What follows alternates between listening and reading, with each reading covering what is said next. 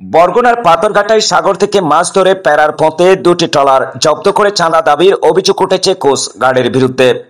জেলেদের সঙ্গে বাক বিতণ্ডার এক পর্যায়ে গুলি ছোড়েন কোস্ট গার্ডের সদস্যরা, এতে দুই জেলে আহত হন। এই সময় ট্রলার থেকে কালে পড়ে অন্তত 4 জেলে নিখোঁজ রয়েছেন বলে দাবি করেছেন স্থানীয় মৎস্যজীবীরা।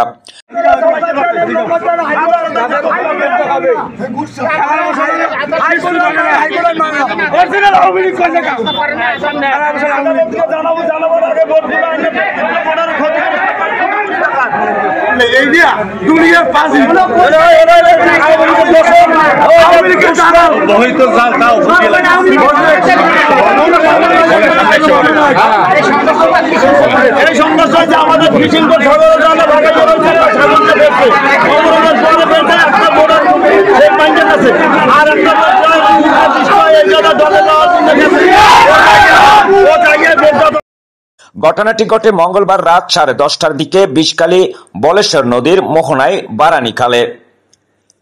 এর আগে সকাল 9টার দিকে স্থানীয় আলম কোম্পানি ও মাসুম কোম্পানির দুইটি মডিফাইড ট্রলার আটক করে কোস্টগার্ড দক্ষিণ স্টেশন পাথরঘাটা।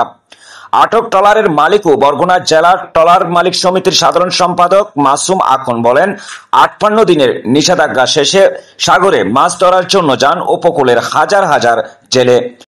বঙ্গোপসাগরে আবহাওয়া খারাপ হওয়ায় মঙ্গলবার সকাল 9টার দিকে আমার একটি ট্রলার ঘাটের দিকে আসে। এই সময় কোস্টগার্ড ট্রলার আটক করে এর পরপরই আলম কোম্পানির আরেকটি ট্রলার আটক করে। পরে আমাদের উপস্থিতিতে কোস্টগার্ডের সদস্যরা 5 লাখ টাকা চাঁদা দাবি করেন। তখন আমরা বৈধ কাগজপত্র দেখালেও তা গ্রহণ না করে ট্রলারের ধ্বংসের চেষ্টা করে কোস্টগার্ড। এই সময় পাথরঘাটা মৎস্য কর্মকর্তা আমাদের বৈধ কাগজপত্র ও হাইকোর্টের আদেশ দেখে ট্রলার ছেড়ে দেওয়ার কথা বলে চলে যান। তবে কোস্টগার্ড সদস্যরা বিষয়টি না মেনে মঙ্গলবার রাতে ট্রলার ধ্বংস করার শুরু করেন। এই সময় জেলেরা আপত্তি জানালে 2 জন জেলেকে মারধর করা হয়।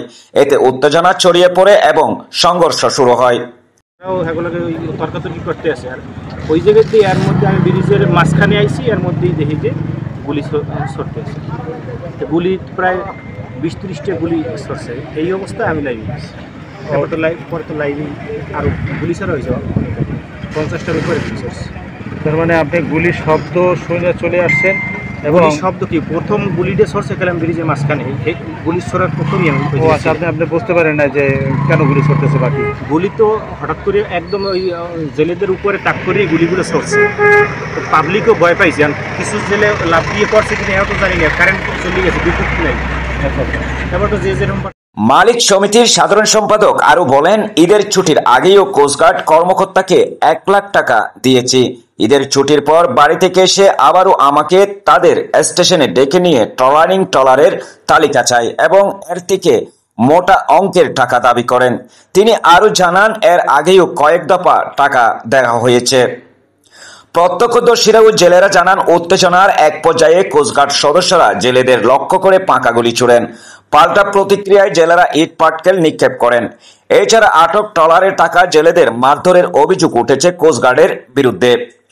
গুলির ঘটনায় আতঙ্কিত হয়ে অনেক জেলে খালে চাপ দিয়ে পালানোর চেষ্টা করেন। এই সময় 4 জন নিখোঁজ হন। সংঘর্ষের পর উত্তেজিত জেলেরা কোস্টগার্ডের একটি মোটরসাইকেল ও একটি পিকআপ ভাঙচুর করেন। এতে পুরো এলাকায় চরম উত্তেজনা ছড়িয়ে পড়ে।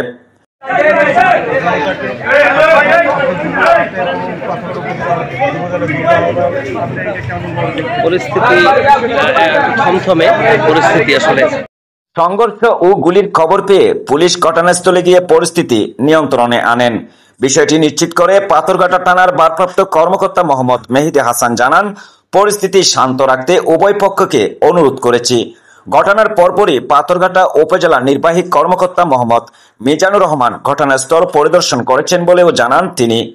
ঘটনার বিষয়ে এখনো পর্যন্ত পাথরঘাটা উপজেলা নির্বাহী কর্মকর্তা, কোস্টগার্ড ও মৎস্য বিভাগের পক্ষ থেকে কোনো আনুষ্ঠানিক বক্তব্য পাওয়া যায়নি।